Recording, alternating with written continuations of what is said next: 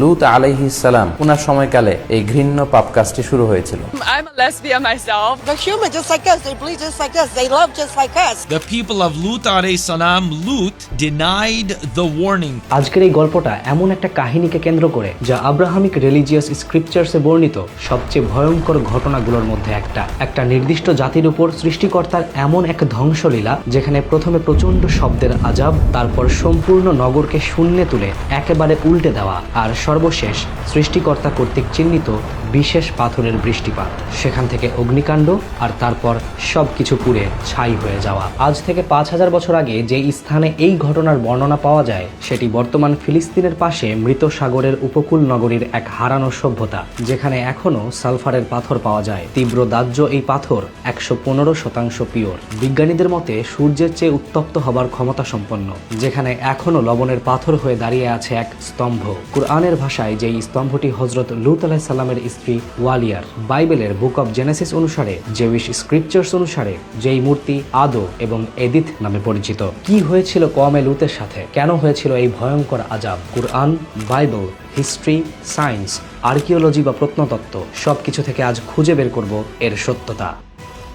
সূরা হুদে আল্লাহ বলেছেন সীমা লঙ্ঘনকারীদের ওপর তিনি চিহ্নিত পাথর বর্ষণ করেছেন। সূরা আশ-শুআরা অনুসারে সেই পাথর বৃষ্টির নিদর্শন রয়েছে। বাইবেলের বুক অব জেনেসিস অধ্যায় 18 শ্লোক 20-21 বলা হয়, তাদের চিৎকার তাদের পাপের চেয়ে বেশি ছিল না। এই ভয়ঙ্কর আযাবপ্রাপ্ত জায়গাটির নাম সাদম এবং গোমরাহ, যেই জায়গাটি শূন্যে তুলে প্রচণ্ড জোরে উল্টে দেওয়ার পর তৈরি হয় দি ডেড সি, পৃথিবীর স্থলভাগের সর্বনিম্ন স্থান, যেখানে এখনো কোনো কিছুই জন্মে না, না প্রাণী না গাছ। এই সাদম এবং গোমরাহবাসী অথবা কওমে লূত ভয়ঙ্কর কিছু পাপে লিপ্ত ছিল, যার মধ্যে সবচাইতে ঘৃণিত এবং ভয়ঙ্কর পাপটি ছিল সমকামিতা। বিভিন্ন গ্রন্থ এবং প্রাচীন ঐতিহাসিক স্ক্রিপচার্স থেকে পাওয়া তথ্য মতে তারাই ছিল এই চরম ঘৃণিত মহাপাপের সূত্রপাতকারী, কুরআনের ভাষায় সীমা লঙ্ঘনকারী। 1975 সালে সিরিয়ার হিমস প্রদেশের ইবলা শহরে প্রাচীন এক রাজপ্রাসাদের ধ্বংসাবশেষ পাওয়া যায়। ধ্বংসপ্রাপ্ত পাঠাগারে পাওয়া যায় 7000 পোড়ামাটির লিপি, যার মাঝে একটি লিপি ছিল গুমরাহের রাজা বীরসার। কিউনিফর্ম লিপিতে লেখা রাজা বীরসার এই লিপি থেকে জানা যায় কওমে লূতের রাজধানী ছিল গুমরাহ অথবা আমুরা। কিন্তু কওমে লূতের অস্তিত্ব প্রমাণ করতে শুধু এই পোড়ামাটির লিপি যথেষ্ট নয়, প্রয়োজন আরও কিছু তথ্য উপাত্তের।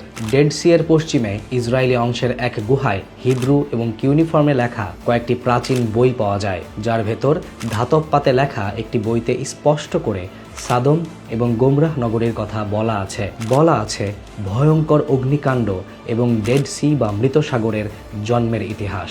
বলে রাখা ভালো, এই লেখাগুলো সেই সব মানুষ লিখে গেছে যারা দূর দূরান্ত থেকে এই ঘটনার দৃশ্যপট করেছিল। আমার এই কথার প্রমাণস্বরূপ বাইবেলের বুক অব জেনেসিস অধ্যায় 19 শ্লোক নম্বর 27 অনুসারে ফিলিস্তিনের পশ্চিম তীরে অবস্থানরত ইব্রাহিম আলাইহিস সালাম অথবা আব্রাহাম একটি ওক গাছের নিচে দাঁড়িয়ে এই ভয়ঙ্কর আযাব পরবর্তী দৃশ্য দেখেছিলেন। এছাড়াও হযরত লূত আলাইহিস সালামের স্ত্রীর এই মূর্তি কুরআন এবং বাইবেলে বর্ণিত ঘটনার সাক্ষ্য বহন করে। কিভাবে?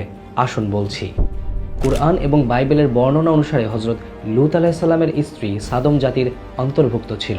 সপরিবারে লূত আলাইহিস সালাম যখন সাদম এবং গোমরাহ ত্যাগ করছিলেন, তখন তার স্ত্রী মাটির একটি ঘড়ায় সঞ্চিত অর্থ নিয়ে যাচ্ছিল কাঁধে করে। শহরের সীমা পেরোনোর পর পেছনে তাকানো নিষেধ থাকা সত্ত্বেও সে ঘুরে তাকায় আর সাথে সাথে পরিণত হয় জমাট বাঁধা লবণের মূর্তিতে। মূর্তির উচ্চতা 20 ফুট, মাথার উপরে মাটির ঘড়া বাদ দিলে 18 ফুট। আর্কিওলজিস্টদের মতে আজ থেকে 4 অথবা 5000 বছর আগে মহিলাদের উচ্চতা এরকমই ছিল। কিন্তু শুধু এতটুকুই প্রমাণ হিসেবে পেশ করা যাচ্ছে না, আরো 2টি যুক্তি সংযুক্ত করা প্রয়োজন।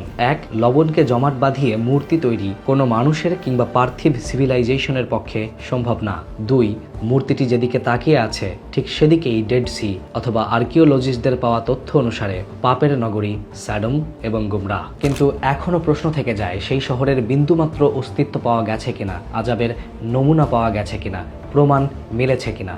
বলছি, আজ থেকে 1 মাস আগে ন্যাশনাল জিওগ্রাফিক তাদের ইউটিউব চ্যানেলে একটি ভিডিও প্রকাশ করে, যেখানে আলবার্ট লিন নামক এক ভদ্রলোক buried secrets of the Bible নামে একটি অনফিল্ড কেস স্টাডি করেন এবং বিভিন্ন বিজ্ঞানীদের সাথে কথা বলেন। হারানো সাডম এবং গোমরাহের খোঁজে তিনি মাটির নিচ পর্যন্ত যান।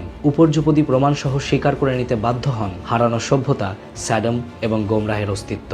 ডেসক্রিপশন বক্সে লিংক দেওয়া থাকবে, চাইলে পুরো ভিডিওটি সেখান থেকে দেখে নিতে পারেন। এছাড়াও সেখানে যেই পাথরগুলো পাওয়া পাওয়া গেছে সেগুলো দেখতে মাটি মনে হলেও আসলে সালফার, বারুদ তৈরির মূল উপাদান। কিন্তু আশ্চর্যজনক বিষয়, পৃথিবীর অন্য যে কোনো সালফারের থেকে এই সালফার আলাদা। অন্য সব সালফারের মধ্যে সর্বোচ্চ পিওর সালফার যেখানে 99% পিওর, সেখানে স্যাডম এবং গোমরাতে প্রাপ্ত সালফার 115% পিওর। আর্কিওলজিস্ট, কেমিস্ট এবং বিজ্ঞানীদের মতে সময়ের সাথে সাথে এই সালফারগুলো তেজস্ক্রিয়তা হারাচ্ছে এবং খুব দ্রুত গতিতেই হারাচ্ছে। চিন্তা করে দেখুন, 5000 বছর ধরে তেজস্ক্রিয়তা হারানো এই সালফার যদি এখনো 115% পিওর হয়ে থাকে, তাহলে 5000 বছর আগে কেমন ছিল?